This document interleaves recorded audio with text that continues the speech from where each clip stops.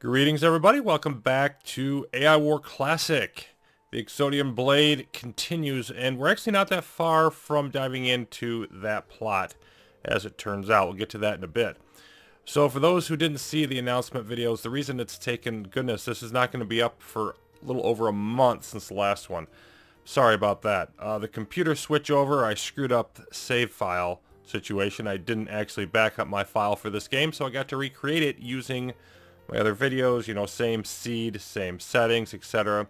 And I also got to rename all of the planets just a little bit to show you how that works. The actual default hotkey didn't work for me. But once you get one set that works for you or whatever, just select it. It's got this little notes tab here, and then you can click on it, write a note for yourself.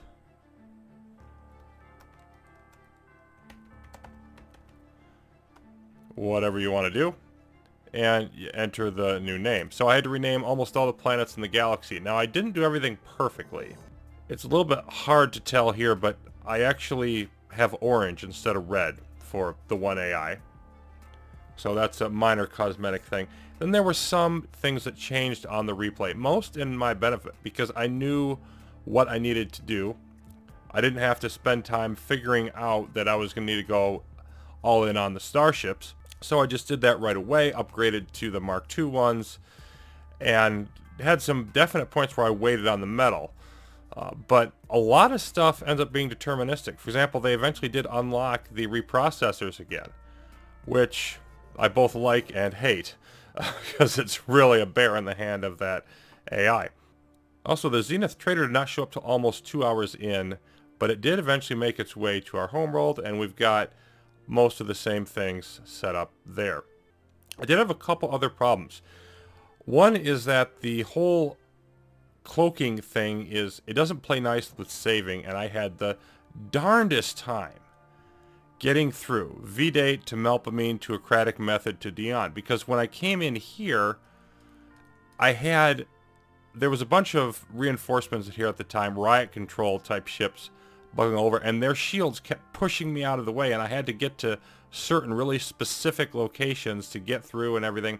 And then once I came into Dion, they had a lot more special forces reinforcement than last time, so I ended up hiding out down here. I had engineers in there to repair, and then I'd repair a little bit and then they'd come attack, and a bunch of starships and whatnot. And at that point in the game, I did not have a huge amount of firepower, so that bogged things down. But still, overall, I'm a little over an hour ahead of the pace of the first one because I was able to figure some of those things out.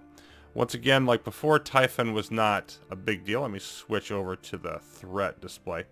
But it got a little bit more interesting getting around here to Oberon, which is my next goal. That's where the MLRS core turret controller is. That's because it's actually one jump further away than was Typhon. Typhon was 3 jumps, this is 4. And so I couldn't use the evacuating with transports little trick.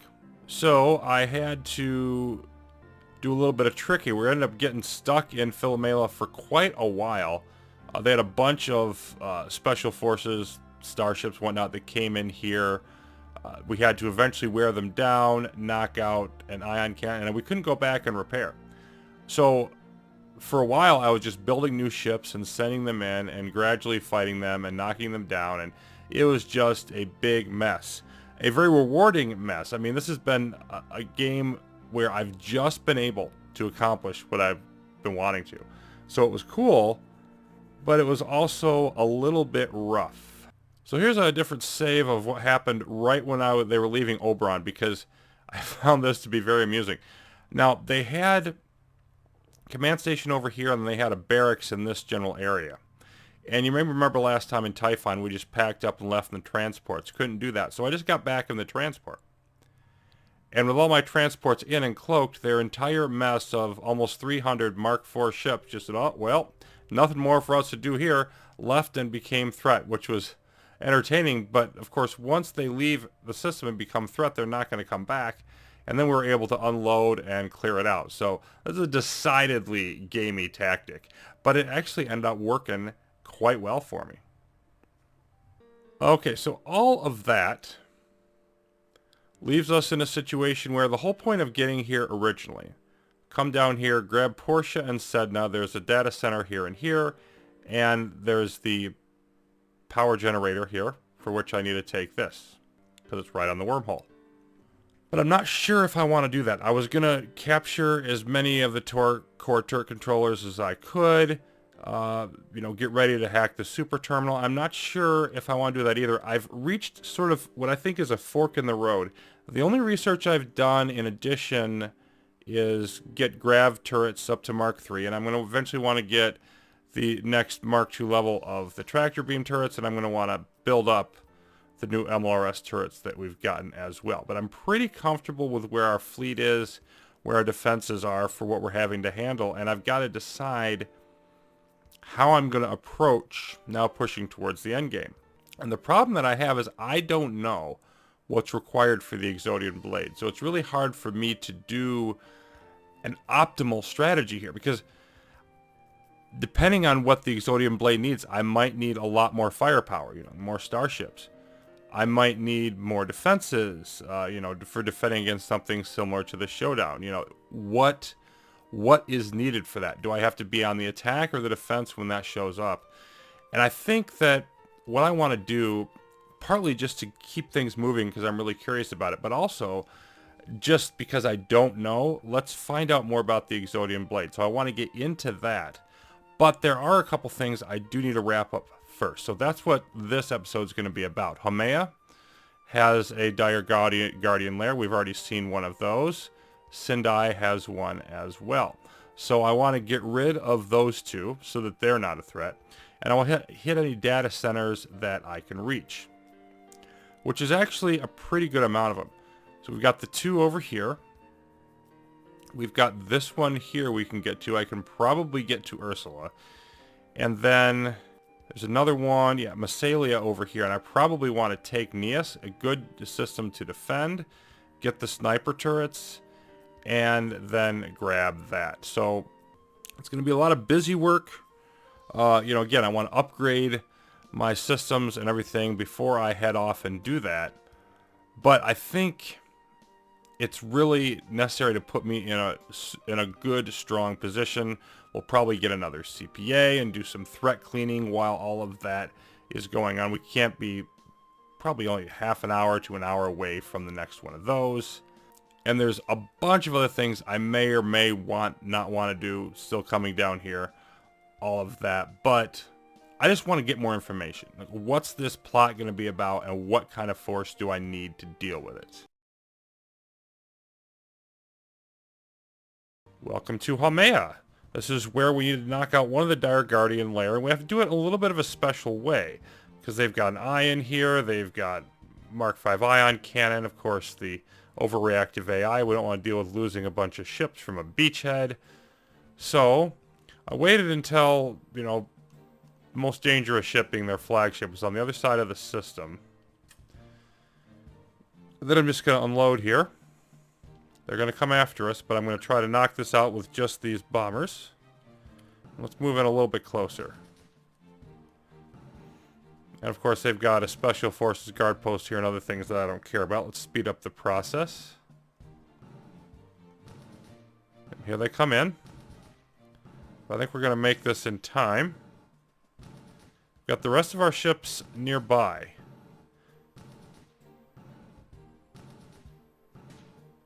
Okay, there they go. They're starting to do some damage to us now, but shouldn't matter at this point. Back to normal. And you can see it now. We're getting that timer. There we go. Now it's about to blow. Everybody get away. Okay, everybody escaped. And you are idle. What do we have?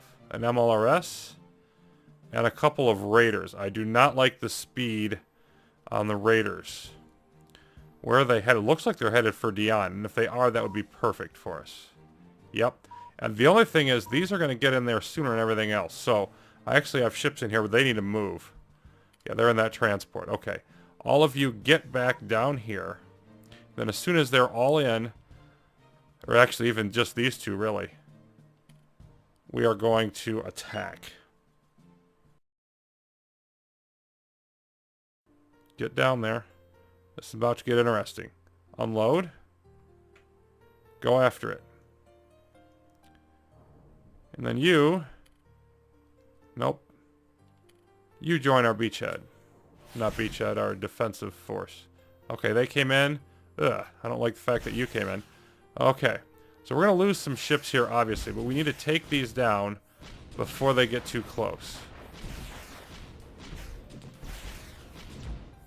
Whatever we lose in that process is just kind of okay. Let's move those back, but everything else can die and I won't care.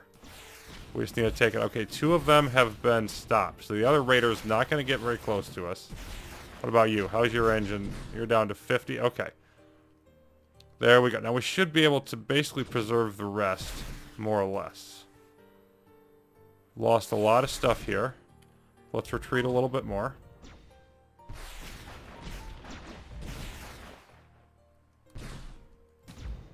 Okay, so the raider's stuck. We're doing enough damage. There we go.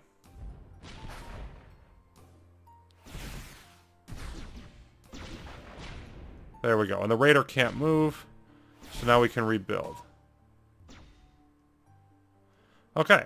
So that's one Dire Guardian lair. Now, the other one, I actually have to do kind of a similar routine with. It's down in Sindai. Oh, good. Nomad 1. Yay. But down here, they got a translocator eye. So I'm going to do a similar routine and hope that I can lure them into Oberon. If not, I'll have to go chase down where they end up going. But still, I just need to pop in there with some bomber starships and create a safe zone where I can get the work done.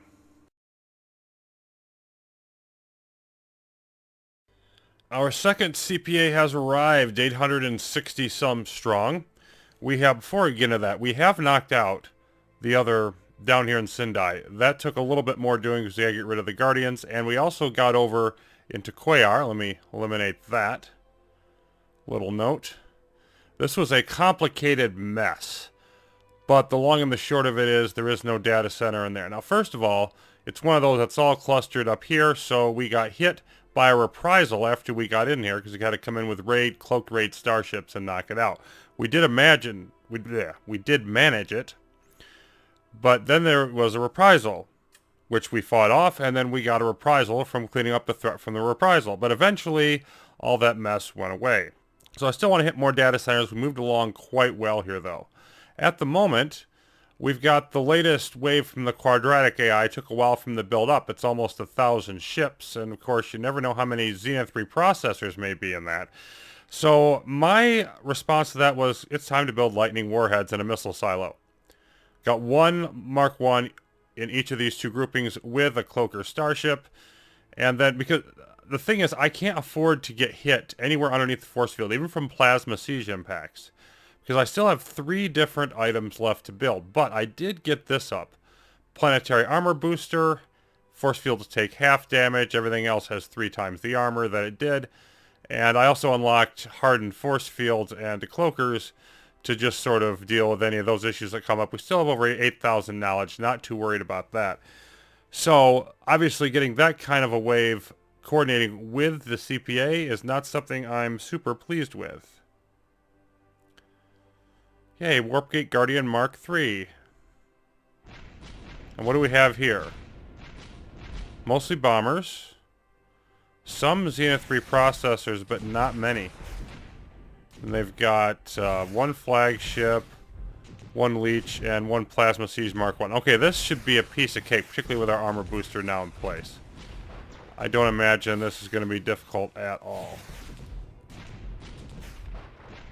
Let's see what they're up to. Okay, they still have some in V-Date. Surprised they haven't followed through. Oh, they just left. Okay, so they're running away from V-Date. Melpomene and Camilla. Camilla's up here by Dion. Melpomene, I'm not sure where we're going. Maybe they're going to coordinate at Dion? Let's make sure this goes okay first.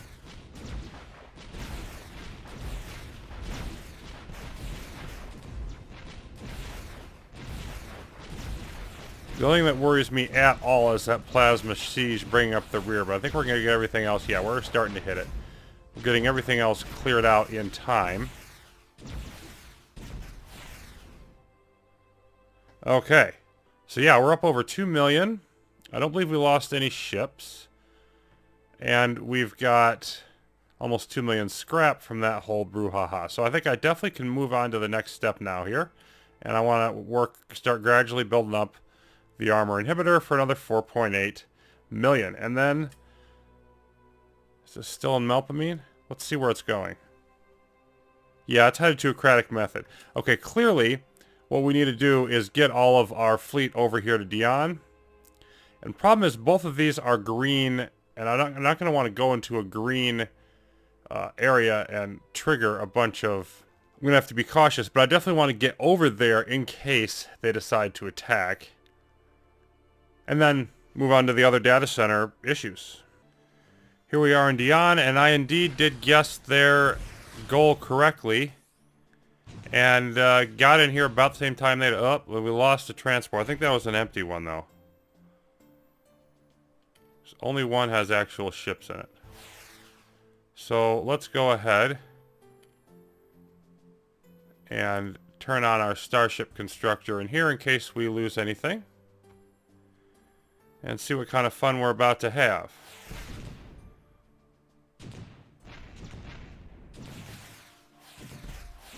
Not a lot of Zenith reprocessors, just a few cloaked ones.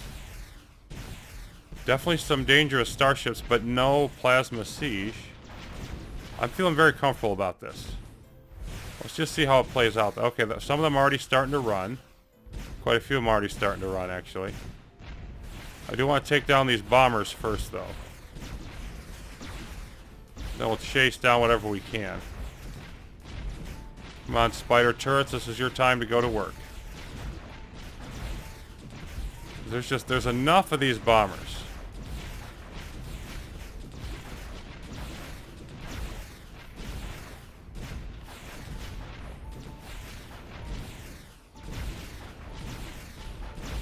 We're going to convert some of them to our side, which is even better. Okay. Now, let's go chase. Whatever's left. FRD. Go, go, go. And a lot of it's going to escape. We know that. Let's just grab whatever we can.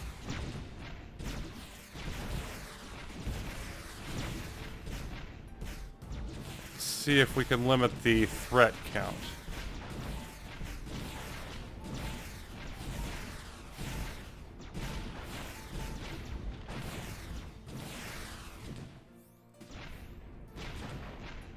Okay, that's going to do it. And after all that, we're left with 245 threat. I will definitely take that for sure. So, our plans for continuing to work on the data centers are definitely still on. That went as smooth as I could have hoped for, and particularly given that we even used our leeches to capture some more of the enemy ships.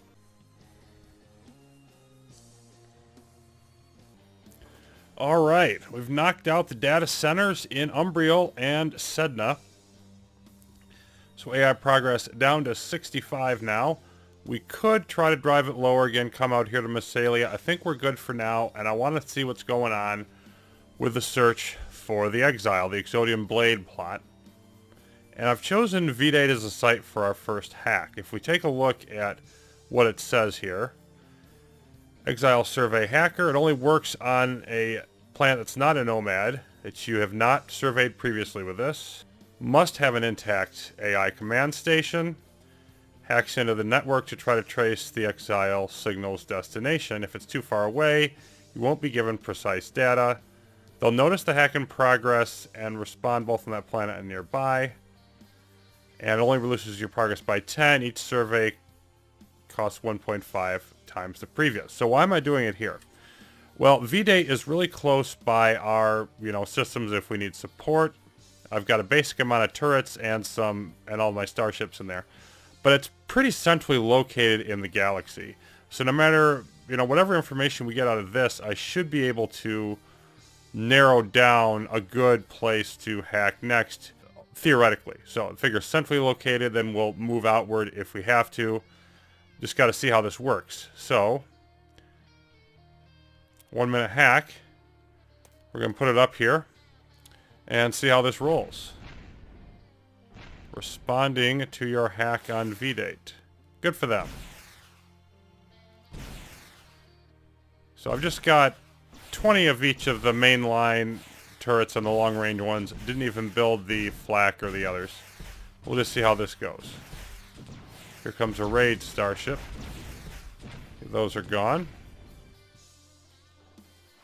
So I feel like we're doing pretty well so far. Half the time is now spent. It doesn't look like this is going to be a problem.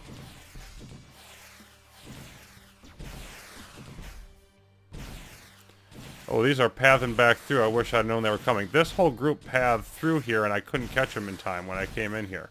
It's a nice group of starships I'd like to feast on. But we've got other priorities at the moment.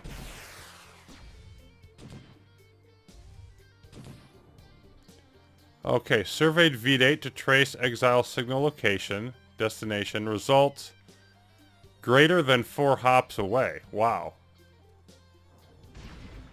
Okay. Well, let's, first of all, let's send all of our ships on FRD and try to catch whatever we can that's in here.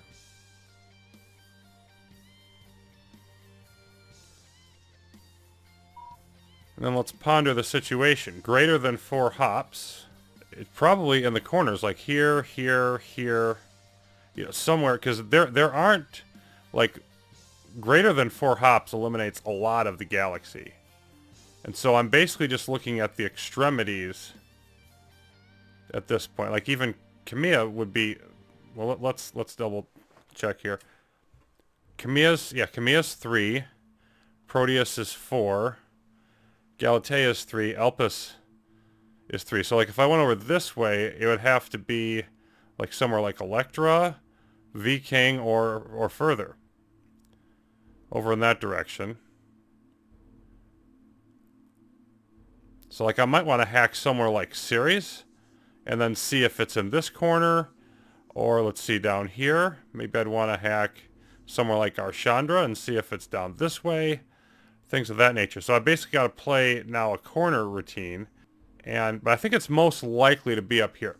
So I think I want to hack Ceres next, but I'm going to do a bit of a cliffhanger here and wait on that till next time. Hopefully we'll narrow it down. And I just want to use the most likely sort of scenario that I can, because each hack, you know, costing progressively more. So the next one's going to cost 15, next one will cost 20 some, and let's not use up all our hacking on this, particularly since if we look at our hacker, if you look at the Nomad Beacon hack that I'm eventually going to want to do, that drops our progress by 100, which is another good reason not to go after the super terminal just yet, because our AI progress is good and low, and we don't have that much hacking to spend. So yeah, I think I'm going to head off to Ceres for next time after we work on cleaning up some of these ships, whatever we are able to. Hopefully that will give us some more fruitful results. The search for the exile continues, coming up next on AI War Classic. Thanks for watching.